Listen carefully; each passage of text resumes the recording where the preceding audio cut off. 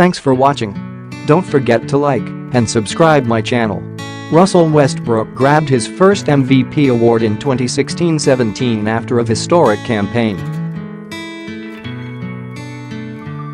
With his roster now greatly enhanced, odds aren't great he wins it again this season. So who does? LeBron James, Cleveland Cavaliers. Should this award be given to the best player in the league, the best player on the team with the best record, or the player who provided the most positive value? These questions are asked solely because of James, who could have easily walked away with the award in each of the last 4 years, but ultimately didn't. His problem is that he's stood atop the mountain for so long that it's no longer sexy to vote for him over those with a proper storyline. For example, Westbrook loses Kevin Durant to the Bay Area and then goes on a historic triple-double tear for the Oklahoma City Thunder.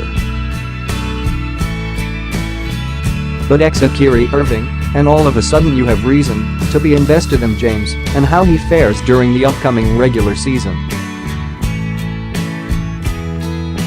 Sure, head coach Tyronn Lue is going to look for any reason to sit his star in preparation for a deep playoff run, but when he does see the floor, James is going to play with a giant chip on his shoulder after Irving basically shunned him to escape his shadow.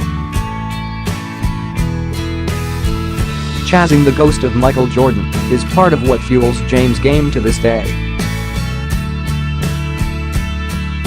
With 4 MVP trophies sitting on his mantle, he'd need just one more to tie his airness in that department. If that's a genuine goal of his, this could be one of his last shots at obtaining it. Never bet against a motivated king, especially one seeing red for Irving and gold for a 4th championship. Kawhi Leonard, San Antonio Spurs. Leonard isn't just a worthy candidate, but every circumstance is also working for him this year, and the MVP award always comes down to the best balance of narrative and numbers. All the numbers were already there for Leonard as he enters his prime at the age of 26. He averaged 25.5 points per game last season on a wickedly efficient 61 true shooting percentage and has steadily improved each season. And you can't even chalk it up to Greg Popovich's system either. Anyone who's seen Leonard over the past 2 seasons can tell you he makes the system, not the other way around. He's routinely making Kobe Bryant-type moves in the mid-range.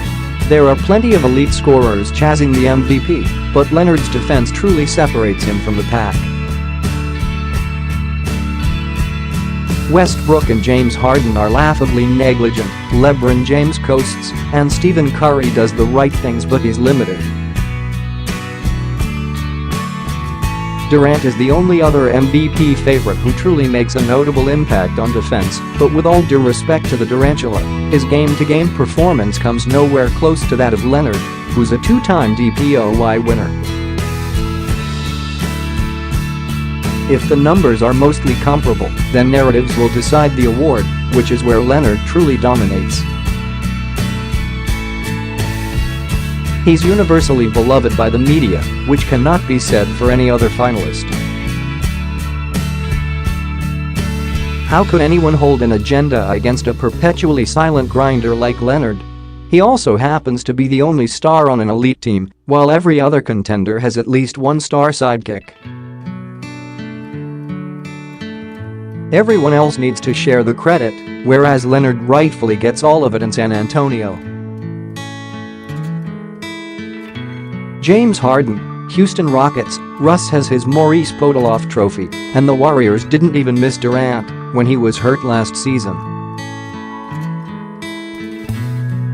That's why I'll throw the beard out there for MVP. Sure, his assist numbers are going to drop playing alongside Chris Paul, but the preseason offered a brief glimpse of what a magical combination the pair could be. Playing the 2-man game will ultimately pad Harden's stats more, and he's in store for a career season from beyond the arc.